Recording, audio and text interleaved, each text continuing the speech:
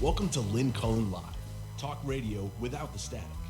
Email your questions and comments to lynn@pghcitypaper.com. And now your host, Lynn Cullen. Hey there and welcome. Woof. A little hot. Hello.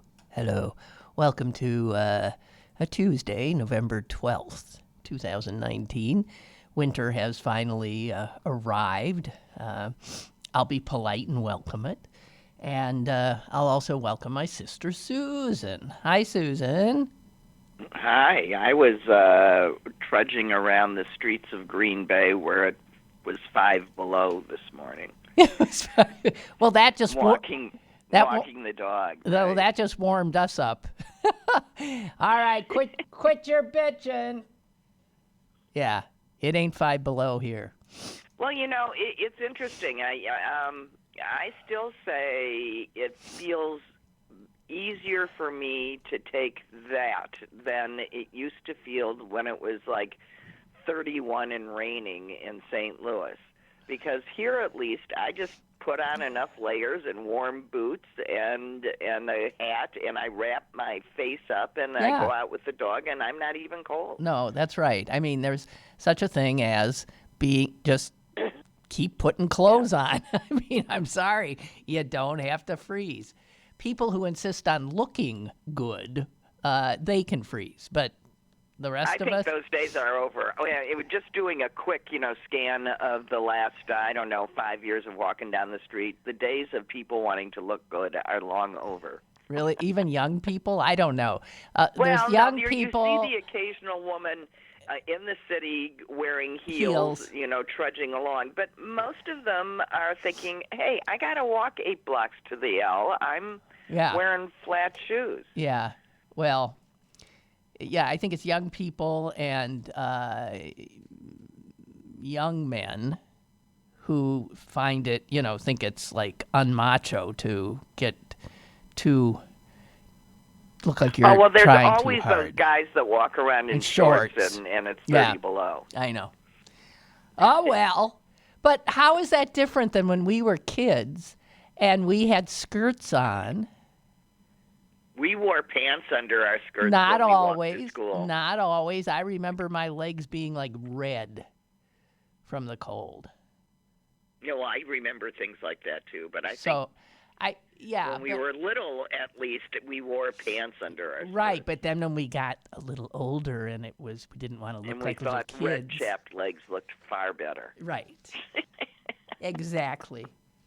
So thanks for stopping by. I know you're very busy these days. Susan's daughter is getting married this weekend, and she's got a lot on her plate right now. We're looking forward to it, and it's stressful at this point. So I'm just getting our mother back up to Chicago when I can start being helpful at that end again. Back down to Chicago. Back down to Chicago, wherever I am. Right. So you're, are you leaving today? Tomorrow. Oh, tomorrow. Okay. Just sorry for all the personal stuff. I hadn't talked to her for a while. Okay. I would like, tomorrow we start up with the actual public impeachment hearings, and no one is going to be listening to my show for the next 3 weeks because I'm going to be opposite them. So I'm going to be talking to myself a lot, and that's what I'm going to have to do. But I also... I've gotten so weary of the dealing with it day to day that I don't even want to talk about it today. You know what I mean? Right. I know. Feel generally overdone. I can't deal with it. Not that it ain't really important, but I'm going to throw out some other things here today, if I may. First, being a thoughts and prayers directed at Jimmy Carter. Yeah. Who's undergoing, I guess, surgery today or maybe last night. I don't know. because of those falls, and there's pressure on his brain, and this is the same brain that didn't he have cancer in it? And then, I mean, my God, I mean, at his age, you can't have all these assaults and surgeries and be lasting longer, very much longer. I just saw a quote from him where he said that when he got the cancer diagnosis, he didn't ask God to let him live. He asked God to give him, I can't remember the exact words, to give him a better attitude to death, or something. So. Yeah, I know. The quotes that I read for him just said that he just didn't fear it. He was totally at peace with it and ready for it. Yeah. I always wonder when people say that, do you think that's true? Do you think? Well, I think everybody's a little nervous about it, but I got to say, after watching a few people die, I don't fear it the way I used to. I think what I fear and is... also just having a surgery. I mean, just having total anesthetic. That's being dead. Yeah, well, I've done that a lot. And it's so odd. I'm saying, that's what not being there feels like. Yeah, well, then it's just feels like nothing. Yeah, right. You're gone. So that's worst case. I don't think I'm so terrible that I would, if there's an afterlife, that I would end up too far down. I don't know. Okay, let's not talk about this. But I mean, I was thinking that when I think about death, what freaks me out is leaving like my son, well, yeah. parentless. It's stuff like that. It's not like I'll be gone. I mean, I've had a good long run. It's just like, oh gosh, I won't, this sense, and I know that was uppermost and certainly in our father's head. Right, you were just reminding he was oft heard to mutter "Après moi le déluge." Not that he had any narcissistic or ego issues, but but yeah, I mean, if you see it as your life's work to safeguard your family, you're a wreck when you're dying because you're thinking "Après moi le déluge." Right, but you have to also, accept the fact that you've either done your job as a parent as you haven't, and your child will understand that there's a natural order to things. I know. You okay. know. So one more thing. I have just one more funereal thing, and this comes from the Metropolitan Diary in the New York Times. It's somebody's story that they write into the paper, and I just want to share it with you, if I may. This is from Sure. This is from Kimberly. Teresa was the last rent-stabilized tenant in our building, which went co-op in the... This is a very New York story, which went co-op in the 1980s. A bit deaf, always cheerful, and with a loud greeting for everyone, she had earned her nickname, the Mascot. Last winter, a plain, typed note appeared near the mailboxes. Our beloved Teresa passed quietly on Thursday.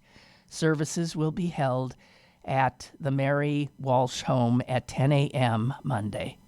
Well, I knew I would be attending.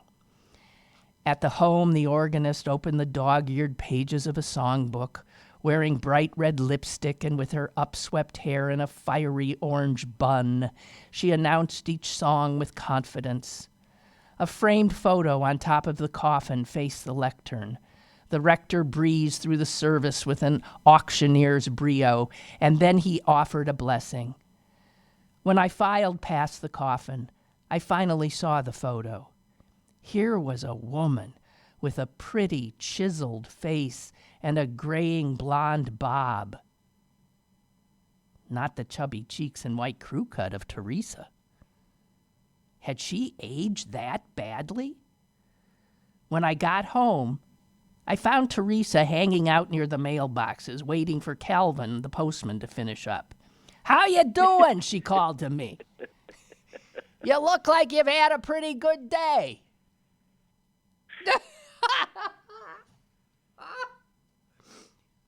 Well, there must... There must have been another in the building. So who the hell knows? That's funny. Anybody else ever done that? No further explanation? Did she come out of the same door? Oh, no. Jeez. Too funny. All right. Let's see what else I got. Did you see the case of the 30,000 Hermes bag? The case of the what? $30,000 Hermes bag that was ruined by a waiter who appears to have purposefully started pouring a bottle of wine and then never stopped pouring it, so he poured it all over her and her $30,000. You know what? If somebody has a $30,000 pink Hermes, I always thought it was Hermes bag, she can afford another one. Well, she just thought, if it was at her country club, if you bring your car to the valet and they bring it damaged back, they pay for it. You aren't expecting a waiter to just dump a bottle of wine on you. No. And, it's their misfortune that she can prove that that's what they spoiled, and she asks for the management to make good on it, and they sue the waiter. Who sued the waiter? The country club? Sued the waiter. Oh. Now the woman's all upset saying, I don't want to sue him. But he did the damage. Either way, he's out of a job. Well, you have to wonder. Maybe he was having a seizure. Yeah, you never maybe know. something. Oh, jeez. It wasn't necessarily a political statement. No, but jeez. No, I didn't think it was a political statement. But on the other hand, rich people needing to get rich. Here's part of the case. They're saying that everybody is discriminating against her because she's rich. She shouldn't own such a thing as a $30,000 bag, such that she would sue if it got damaged. Well, that's the way I feel. That's the way I feel. Which is exactly the way you reacted. Right. That's how I feel. $30,000. Exactly how our insurance company felt too. But I think honestly, under the law, she's got a point. Yeah. Where in the law is it written that after you spend X amount on a bag, you've taken on the risk and you have too much money and shame on you? I mean, there isn't a law that says that. No, I mean laws in general always benefit the rich. If you back into a Rolls Royce instead of a Honda Civic, that's your problem. Yeah, but you can't ask for people to feel sympathy. My sympathy goes totally to the waiter. Well, so does hers. Well, if she can pay $30,000 for a bag, maybe she could give him some help. I'm just saying it's an interesting dilemma. I'm not trying to say, any of this, but I do think that as she points out, she isn't the only one at this particular country club that would be dressed or carrying or having such things about them. It's a wealthy place. I mean, the very idea of spending $30,000 on a fucking purse offends me. Listen, I'm at the point. Do you remember when suddenly they started to cost $3,000? I can't imagine. It's a fucking purse. The bulk of what used to be the most expensive handbag, usually, sitting in a Neiman Marcus or something, used to be around $400, and then one day I went in and suddenly they were $4,000. All right, well. And it was the same, it was the same stuff. Hey. I whatever did not the know market. when that leap was made, but I didn't make it with them. Well, to me, a purse is just I can't imagine. I just can't imagine. Whatever. But I do think that, even people I know that might carry such a thing, bought one once at a Nordstrom off the rack, and put this still expensive handbag down on the ground, picked it up, it had a stain on it. She said, "See, why would anyone ever spend this much money on a purse?" If you get it off the rack, it's only $15,000? Yeah. Jesus. I'm But sorry. think how much money you'd save. Oh, man. God. I didn't do it. Don't yell at me. And All there right, are well. such people. We know that. But apparently not as many as the hotsy-totsy department stores thought, because no one's buying that stuff. Well, some are. They're the people. They can't. Yeah, They're the people some that Elizabeth Warren's they're the people that have so gunning much money for. that it just doesn't matter. God. Or, they're the people who have, questionable. I don't think Mrs. Buffett is buying Hermes bags. No, I don't say. either. Yeah, they're people with questionable values, is what I would say. And Yes, yes, further. I agree. was saying the other day, like what yesterday But about that- billionaires. Okay, but I just want to get back to the point of why I brought up the story. That is not the point of what a lawsuit in this case would be. You don't get to bring in our reverse snobism. Okay. Or our boo-hoo for the rich. I think it's an interesting dilemma. Go ahead. I wouldn't call the way I feel about a $30,000 Hermes bag reverse snobism. It offends me. It just fucking offends me. Whatever. Oops, I started a conversation. All right, Okay. It doesn't matter. And I thought it was Hermes. Just saying. What is it, French? I think so. Anyway, I ran into Oprah Winfrey at the Beverly Hills one once. I think the only time I've ever been in one. At the Hermes in okay. Well, maybe she has a On Rodeo $30,000. Drive. I mean, Yeah. we were, quite literally sightseeing. Well, she could certainly. And so I wandered in, and I noticed that there was like a guard standing at the bottom of the stairs. And I said to the saleswoman, "Can I go up there? There's a whole other level up there. Am I allowed up there?" She says, "Oh yes, Oprah's up there. That's all." And I went, "Oh, okay. Well, I'll go up too." And the guard let me pass, and I went up, and I was just looking at stuff, and there she was just looking at stuff, and I happened to pick up a little key fob, which was nothing more than about 2.5 inches of leather with a key ring hanging off of it. And somewhere must have been the stamp of some sort of significance, this signifier of what it was.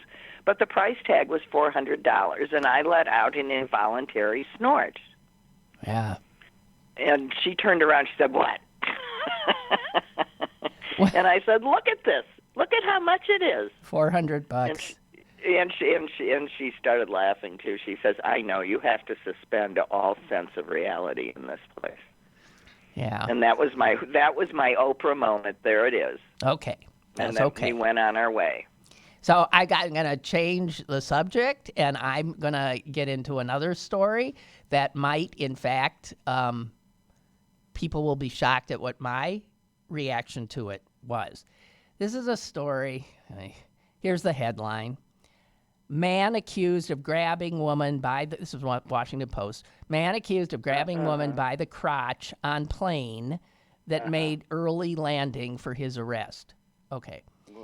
And then there's a story about there was this woman. She was actually sitting there with her daughter. The guy next to her, first of all, I guess, grabs her arm and then eventually grabs her crotch. And she pushed him off, told him to cut it out. And she called the flight attendant and said, this guy is groping me. I need to. They gave her another seat. But then they made an emergency landing. I forget where they were going. They had left from Charlotte, and they ended up landing in Tulsa, Oklahoma, so that they could throw this guy off and have him arrested. And the airline said, the quick actions of our crew ensured the safety and well-being of our customers on the flight.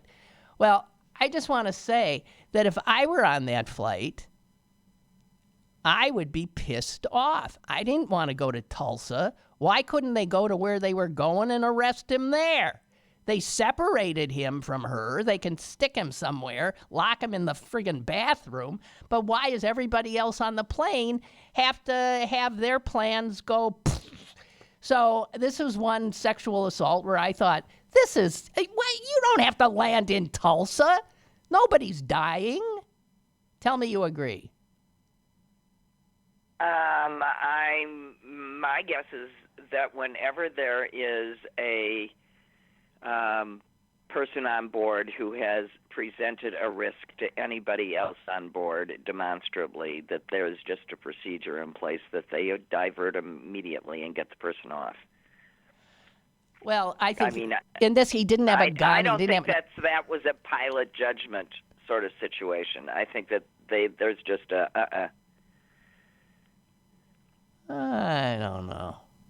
Well, they land for lots of things like that. I mean, well, they land for medical when issues. When they don't land, they're really in trouble. Like when someone's sick and they don't land. Yeah, well, they should land dies. if something life-threatening is going on. But I mean, they separated him, put him next to some other guy he won't touch, or handcuff the asshole, and then just go to where you're going. I would imagine that the other people on that flight were pretty damn annoyed. I'm just saying. I don't. No, I'm sure they were annoyed. I think that this is a sort of zero tolerance in the air. I hate zero sort of tolerance policy, and honestly, as a passenger, I'm not so sure that I don't want them to err on the side of inconvenience and safety, rather than judging, he's not going to hurt anybody else, or he's not going to get violent. The guy was drunk, so. Well, I think they should have the right to restrain him. In other words, he can't move. He's not going to bother anybody else, and let everybody else get to Salt Lake City on time, where they might have had important business or God knows what. I don't know. I'm just saying. I read it and I thought I totally get your point of view. Okay, I do. Thank you. Well, thank you very much. But, anybody who books a flight so close to the thing that they are supposed to get to, that they don't allow for this sort of thing, given the state of today's air travel, I'm just telling you, didn't care whether they got there in the first place and might have been actively trying not to have to go. All right. Wait a minute. Somebody just sent me a thing. When you're rich when you buy a $379,000 handbag. This is sold at auction. That was a different one. Yeah. Diamond encrusted and blah, blah, blah. It was also, if you have to choose, you can't afford the Hermes white Himalaya crocodile. A fucking endangered white Himalayan. There's crocodiles in the Himalaya. What do you mean? There's no crocodiles in the Himalayas. And there you have it, folks. Watch Lynn take a left turn. Jesus, God almighty. God. Oh, God. Okay, that's enough. Enough. Can't take it anymore. See, she was relatively modest in her. I rest my case. Yeah, right. Whatever. Shoot them all. That's what I say. Hang them. I'm like Madam. It is sort of cute that all the billionaires are scared of war. Oh, they are. Yeah. I mean, what are they afraid of? Being impoverished? Well, I remember once asking for a raise at Channel 4, and the general manager who I was asking said, I just want to tell you, no matter what you get paid, the minute you get paid, your spending increases and you feel poor again. He said, it just is no sense even going down that road, he said. What? But But there was truth in what he said. There's never enough. People get something, and you get used to that, You get used to it, and then you want more. And when you're super rich, I think there's just people, status is so important to so many people. It just amazes me. And status is what? The things you are wearing, the house you live in, the car you drive. It's okay. They'll be proportionally shrunk. They can maintain their pissing contest. Oh, they make me puke. Anyway, hey, big news. I am relentlessly cheerful today. Okay, that's good. Good news, finally, Sean Spicer is no longer on Dancing with the Stars, although he made it to the quarter effing finals. And Donald Trump, our president, tweeted, apparently, last night before he was about to dance, vote, vote, vote, you gotta vote for Sean Spicer, blah, blah, blah, blah, blah. We can't let him down. He never let us down. And that's what's kept him. They've been doing that throughout the run of the show. And as soon as Spicer got voted off, Trump deleted the tweet. Now, what's that about? Except he doesn't ever want to be connected to a loser? He doesn't want to be connected to the fact that what he tried to do failed. Well, right. He doesn't want to be seen as having anything to do with a failed. A failed election. This was just another election. God.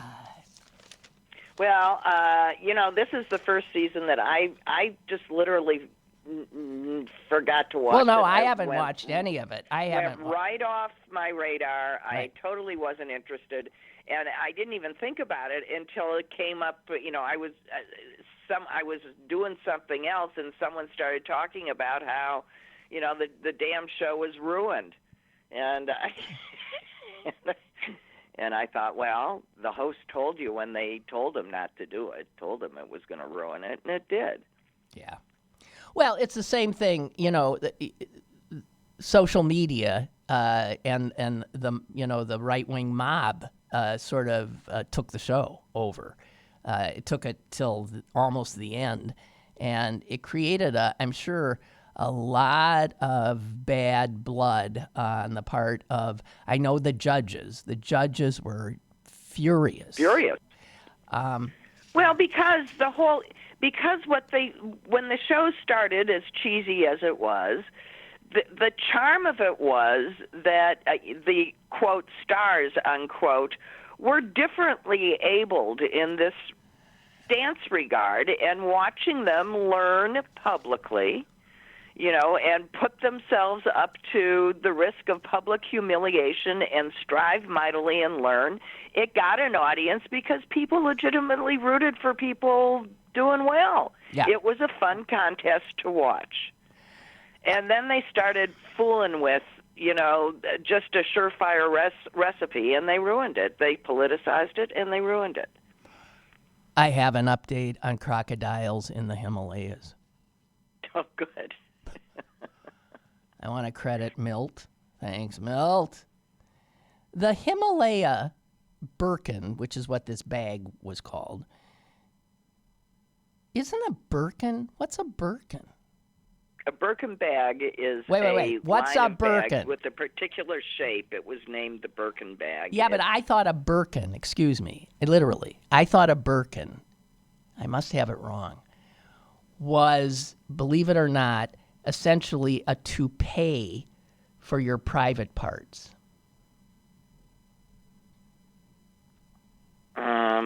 Well, I know Someone what want you're to look talking that about, one but up? I don't know. If so, I mean, I can't imagine such a thing, but that a Birkin, B-I-R-K-I-N, isn't that it's a pubic area. I know what you're toupee? talking about, but Hello? there are Is it? different consonants that start that. But wait a minute.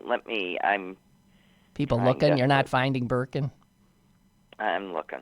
Well, what is the word I'm thinking of? Because there is such a thing, and it's awful I close know. to Birkin. I'm thinking it's Merkin. Merkin! Yeah, That's it. Merkin. Yep, All right, an artificial all right. covering of hair for the Merkin. pubic area. That's right. Merkin. Merkin. Thank you, Susan. Okay. All right, good. Because that would be a really big marketing error on the part of Hermes. Don't think they didn't go there. So okay. So it's not a Merc. Oh, I wish it were the Himalaya Merkin. That would be best. Okay. So the Himalaya, I don't know what's in these days. The Himalaya Birkin is crafted from Nile crocodile hide. The designation Himalaya does not apply to the origin of the bag, but rather, get this, to the delicate gradation of its color. The smoky gray fades into a pearly white, resembling the majestic, snow-capped Himalayas. I'm going to barf. Okay, so yeah, there are no crocodiles in the Himalayas. You have to think of it as wearable art. And that particular one is also encrusted with jewels, so part of Yes, I know, value diamonds comes from and that. all this kind of crapola and jeez, really. I'm not trying to justify it. I'm Okay. just describing. Now, just yeah, everyone's telling me Merkin. I mean, what do you? Merkin. How do you come down on all right, the Merkin. price of art? What? How do you come down on the I price think of art? art and the price of art. What a friggin' bunch of nonsense that is, too. Oh my God. You know, an artist can take camel dung and encrust it in some leaden molten process, and it just looks like a big dump, and it'll sell for $400,000 somewhere. And if you think I'm kidding, I'm not. Stuff like that. Those are usually found in museums because they're hard to install in one's home. I've seen a thing where some artist, very famous artist, peed on some paper and framed it, and people spent thousands of dollars on it. Art. God. All right, everyone, I'll never forget Merkin again. 5,000 people have... It's Merkin. Yeah, but I beat them all to the punch. Okay, and I thank you. Well, not really, because this new email server we have is so slow that the fact that you got it today is I know, it is miracle. amazing. Normally, people emailing the show, I get them 5 hours later. I say, well, thank you. That really would have helped the show. And Birkin refers to Jane Birkin, one of the it girls of the 60s. She was a model and an actress. I remember her. She was in Blow Up. Remember that movie about the photographer? Mm-hmm. And there was a tennis match in it that was, I don't know. But thank you, all you Merkin knowers. Why do you know such a fact? It's odd. Okay, here I got something else, I think. Staying on, we got to the pubic area, so I'm going here. Yes. Because I believe in a sort of flow, a continuity in the program. Are we going to talk about pee? No, we're not talking about pee. We're talking about menstrual products. Ah. Okay? I just want to say this. Headline, again, Washington Post. Germany has slashed its tax on tampons. It had been taxed as a luxury item. Taxed at 19%. Mm-hmm. How in the name of God would a tampon be considered a luxury item when it is an absolute necessity for half the population. The only way they can justify that is if they do not view a common pad but as they do. a luxury. If they're taxing them both, then it's just a woman tax. No, it's a woman tax. And the only way those taxes happen is because men make those choices. Pet goldfish in Germany are subject to a 7% tax, not 19%. They are not considered a luxury item, nor are cut flowers. But something, do you believe it? So the German parliament is still discussing the exact details of the reduction. And this is a big,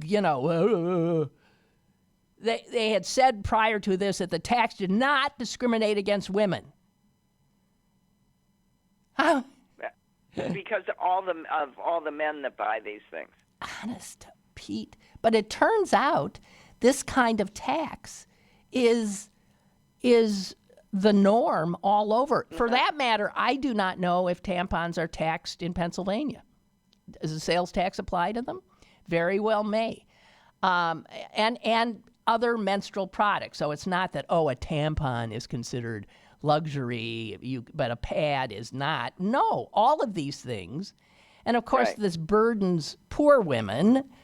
And it's getting to be known. That's why there was that documentary called Period that might, in fact, have. Did it win the? Started all of this, right? That this understanding that, my God, there are places where girls don't go to school because they don't have access, and that happens in this country as well.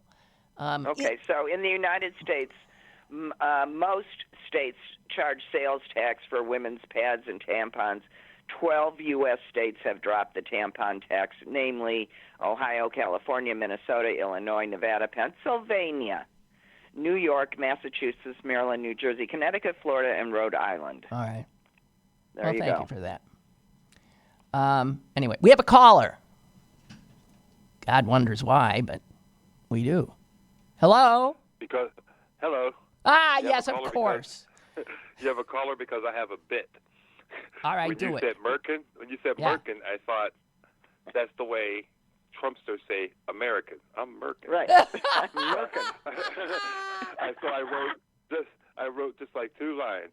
I'm proud to have a Merkin where I release my pee. That's it. That's all I can come up with. It. That's all you can come up with. I'm glad to be in Merkin. You were also talking about urine art, and what's his name there? He has his own museum here in Pittsburgh. Andy Warhol. Right. Warhol, yeah. Yeah, when I went to the Warhol, when it first opened, there were copper squares framed, and what they were people peed onto the copper, and it did what it did, and they had it framed hanging up on the wall. There you go. There you go. There you go. There you go. Yeah. Now, if that ain't art, I'd like to know what is. Well, you so simply discriminating by medium. So, at what point does it become inappropriate? If someone makes a dye out of rust, why is that different than letting the acid in urine etch the copper? You don't hear me arguing with you. So it was Nah, I'm sorry. I think it shows the disdain. I think it shows the disdain that artists feel for those that they bamboozle into buying this crapola. Seriously. One should never buy any piece of art that doesn't speak to one in some sort of pleasurable way, I would think. Right. But that type of thing is what you were talking about earlier, where people who have just too much money don't know what to do with it. Well, I'll buy some pee art. That's something. Very expensive pee art. Just so I can say I own pee art, right? Yeah, although, women can't get pads and tampons, I can buy some pee art. Yeah, that's right. That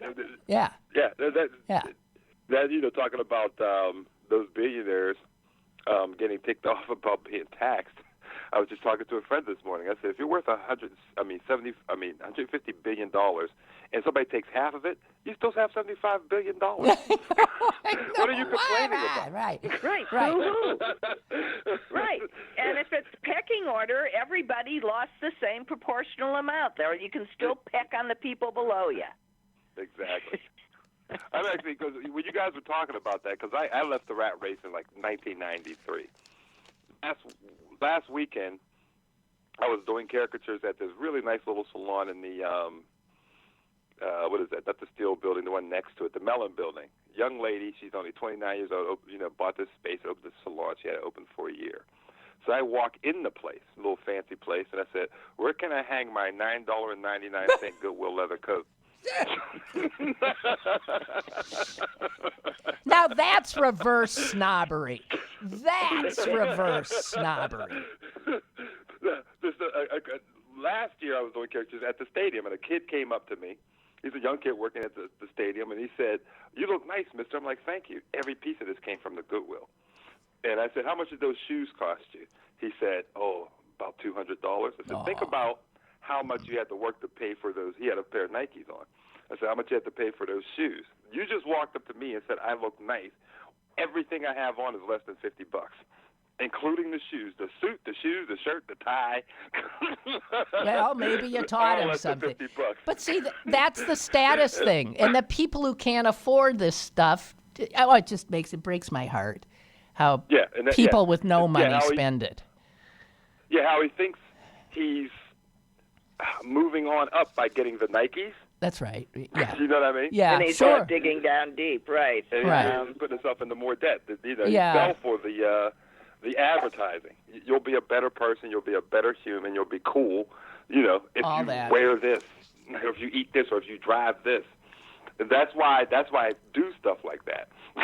When I walk in, because the coat was nice. This leather was nice. I think I put it up on Facebook last year because I couldn't believe it was $9.99. It was new. I never heard of the brand, and I said you could do it if you. I bet it was leather made from Himalayan crocodiles. That's the kind of leather that leather was. Non-existent is what I'm saying. You think it was leather? Yeah. Really? No, I'm sure it probably is. It's a really refined plastic. It was made in a cracker plant in Beaver County. Oh, would you leave him alone? Go look at the label. It'll tell you what it is. I thought they made Trump voters at that plant. Well, yeah, that they do too. I'll give people time to think of that. Well, I'm proud to be American. I love it. That was a good one, and I thank you. Thank you. I thank you. I'm going to be singing it all day, thanks. I know.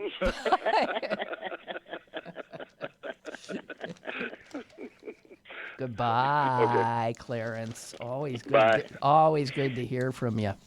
You know what I was? Yeah. But I just one last thing on that area, and pee in general. I found something. I like this site called Grommet. It's got all these great little gadgets, right? And guess what they had the other day?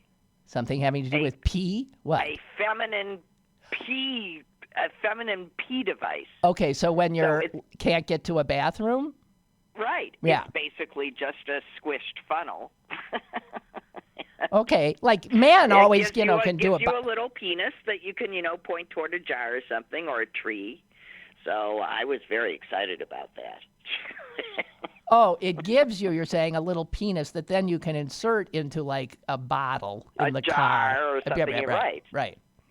So if you're an astronaut going cross state to kill your lover, you don't have to wear diapers. You could just stop and pee into. Okay, so Susan is referencing an older story from a few years back. Susan, what? Wait a minute. Did you buy it? That's what I wanted to know. No, I didn't, but I suggested that others might. I suggested that it cured the last remnants of my penis envy. Did you have penis envy?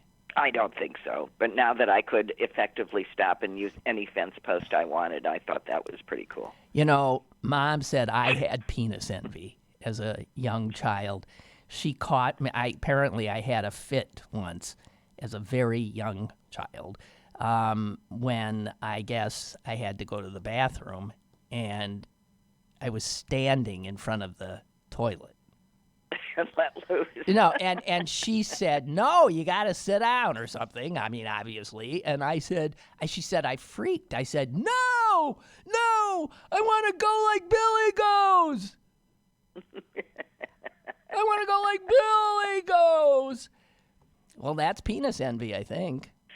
Yeah. Shit. Well, that was just one-time occurrence, and I must have been like 2. Yeah, it wasn't. So it wasn't festering in your unconscious. No, it was not. So apparently there is another. The last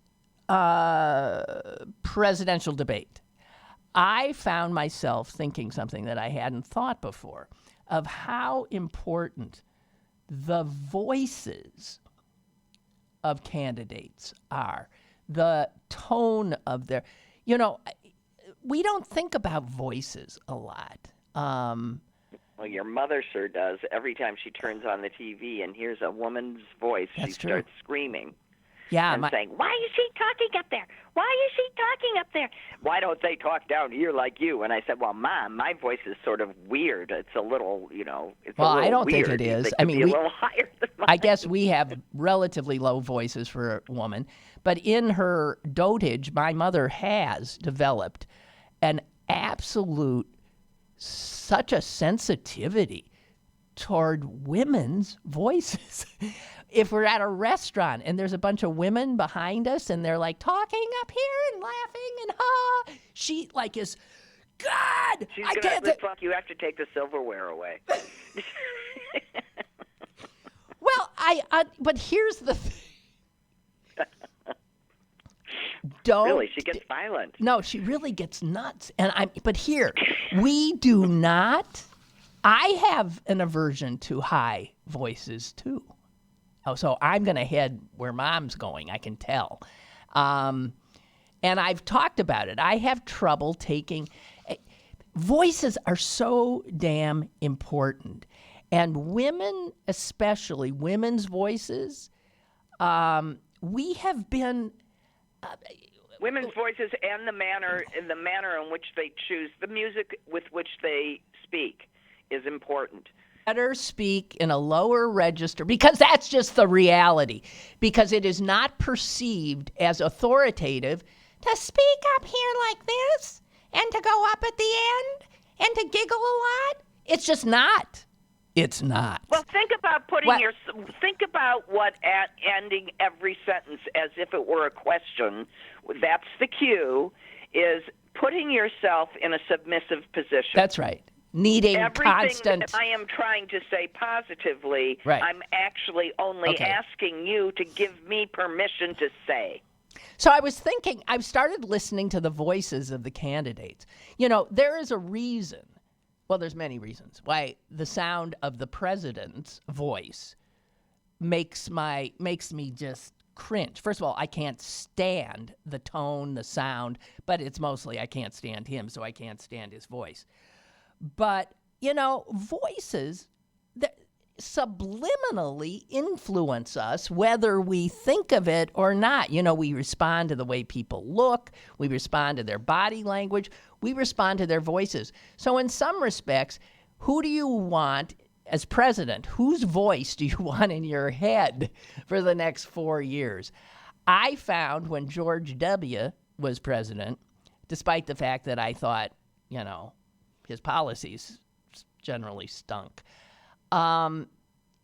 His voice did not sound presidential because it sounded just sort of, it lacked authority. It sounded like he was American, didn't it? And I have a bias. That when I hear somebody talking with what sounds like a sort of a certain kind of southerny accent, in my head, that equates to if not stupid, which isn't right, but I mean, that's a bias that gets hooked in to my reactions to people. It's harder for me to think somebody talking like this is smart. I sort of react the same way. It just sort of triggers a verbal laziness response in me, Well, and says, crisp up. There's certain regional accents that we have the same reaction to because they sound like, come on, why would you sound like that if you want to be taken seriously? So voices, and all the yammering and yapping I have heard on all of these shows talking about how people respond to candidates, I have never heard anybody talk about the voice. And it is a bigger issue than you think. Next time the Democrats are all up there on the stage, just close your eyes and ask not if you just like their voice. And I'll tell you who's got a very good voice, because I started doing it as I was watching the last one. Yang. Mr. Yang has an extremely pleasant voice.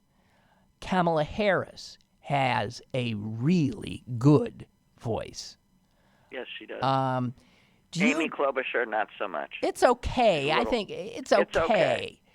And Elizabeth Warren, not so much. But it's okay. It's a little high register. She's okay.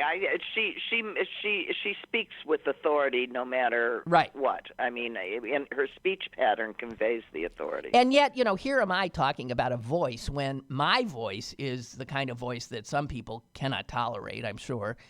And because we both sound like Selma, but I'm more than you. You're still I don't know about that. I've always used my voice as an instrument, and it is.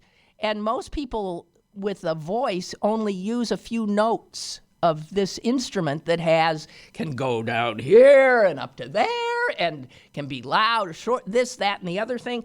And I think it's just a wonderful thing to use to communicate. And most people just have this absolute sort of flat use of their voices, which is too bad. But here's something else. I heard Barack Obama the other day, and here is something that I never said. Well, I've never said it, and I'm going to say it now. The whole time he was president, it bothered me, and it still bothers me. And he has, in many ways, just this beautiful voice and a beautiful tone and a beautiful cadence. But you know what else he has? He has I can't do it. He has a sibilant S. So his S's make us sound a lot. And every one drives me crazy. He has once you start noticing it, you can't not hear it. Right? And again, I never once heard anybody say, God, can't Barack somehow stop with that S that whistles? It whistles. If you think I'm wrong, check it out. It whistles. Just the way his teeth are. That happens to me every once in a while, too. I'll let out a whistle, and I couldn't do it on purpose if I tried. Well, it's a constant, and so, I mean, that didn't get in his way, and maybe I'm the outlier here in terms of voices. Well, but, no, I think there's this, this has a name, things that trigger sounds that trigger revulsion, like mouth noises and stuff. This is no different.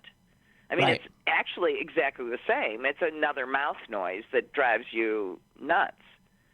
Hearing is really sensitive, and turns out to have you react very physically to what you're hearing. Do you know what? I once I had a short-lived relationship with a guy, and after it was over, I mentioned to somebody, the first time I met him, I hated his voice. It was one of these sort of supercilious voices, that sort of sounded like he was talking down to you all the time. There was a tone that I just cringed. And yet I tried to, push that aside. And I thought, that's not a reason not to, And enjoy being talked down to. How'd it go? But somebody said to me, a friend said, oh my God, that if you can't stand someone's voice, that's a killer. That's the end. Because that's a voice that's going to be there in your head. It's a killer. And it seems so not right that something that is superficial should determine. It would be not right if everybody reacted the same way to the voice, but that's the thing your ear can't hear. But I agree now. If somebody's voice is unpleasant to me, I ain't gonna date them. Okay. Well, good. So that means I wouldn't have dated Barack Obama. Jeez. Well, it's not always the best thing for you, apparently. I mean, you could have gotten over that one. I never reacted, but to prove my point, I never reacted that way to his voice. As a matter of fact, the whole nation, apparently other than you, was drawn to him by his oratory. I was drawn by his oratory. I was drawn by his oratory. It was only after hearing it over and over and over again. It wasn't an immediate... The device that allows people that don't have penises to stand when they pee. And it said, Avery. Avery is educating me a lot. Avery says they are. Avery also has sent me a great email a few weeks ago that I read. Okay, it's called, surprisingly, a stand to pee device. They are generally marketed for trans guys like Avery that are more anatomically accurate, so you can't tell at a glance. Oh, so you're a trans guy in the men's bathroom. So what he's talking about actually then looks like a penis. Oh, no, mine just looked like a rubber funnel. Okay, well, that's not as cool as his. No. And he says they've been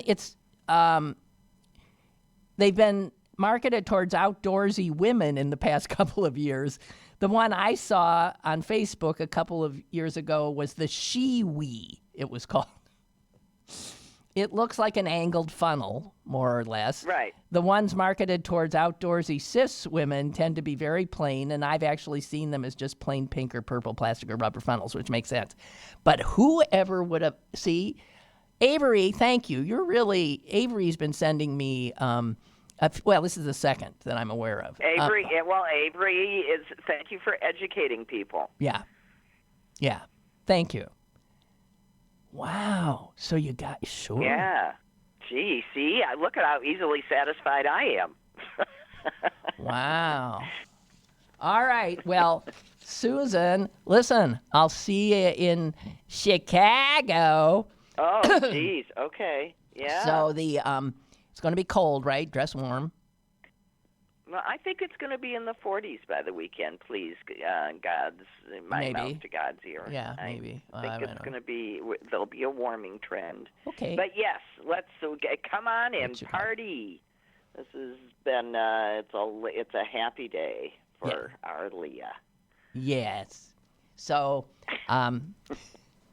indeed. So I'll be there with bells on. And thank you very much. Okay. Bye. Bye, Suze. Okay, you guys, that's it. I don't know about you, but I enjoyed the show because it had really nothing to do with anything much. Kind of, sort of. And I laughed a lot. Important. Okay, see you tomorrow.